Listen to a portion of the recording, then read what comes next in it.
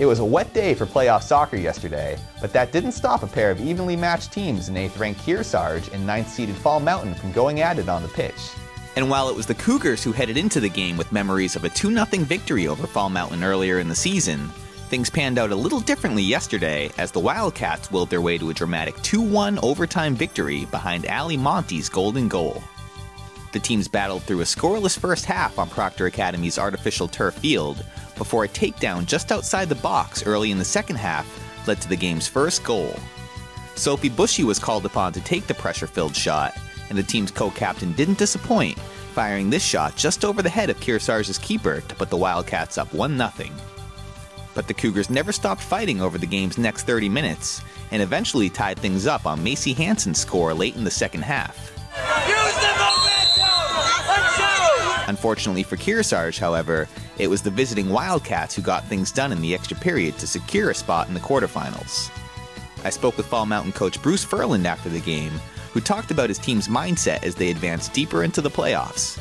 You know, we got to get ready for Hillsboro, all right? Hillsboro's, undefeated at this point. We played them pretty good last time. We played them 3-2, but that doesn't mean anything at this point of the game, They could have had a lull that day, and we could have had a high on that day. It all depends on what we can muster again.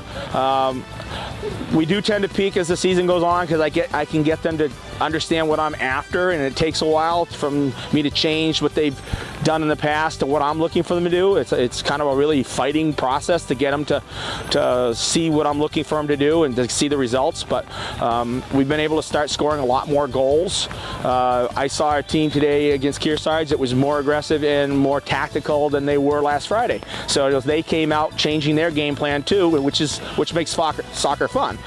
So that's what we're hoping to be able to do next week on Saturday when we play Hillsboro, is that we're going to be able to match their defense and their offense and play our game that we need to be able to break them down. We're not going in there thinking, oh, we're the low man on the totem pole. We're going in there with the idea of, if we can play smarter, maybe we can go after this thing. It would be kind of nice. It would be sweet. Fall Mountain is now 10-7 overall and will travel to face top-ranked and unbeaten Hillsboro Deering on Saturday at 2. Now taking a look at the YCN scoreboard, it was those unbeaten Hillcats who ended Stevens' season yesterday with a 5-0 victory in its first-round matchup. Newport was also ousted in its Division III tournament opener yesterday, surrendering 6 goals to 6th-ranked Belmont, while both the Hanover and Lebanon boys soccer teams came away with wins in their respective tournament openers.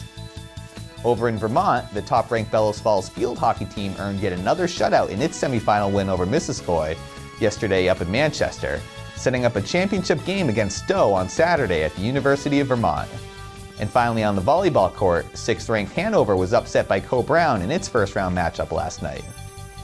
That does it for your look at local sports. I'm Mike Pizzone.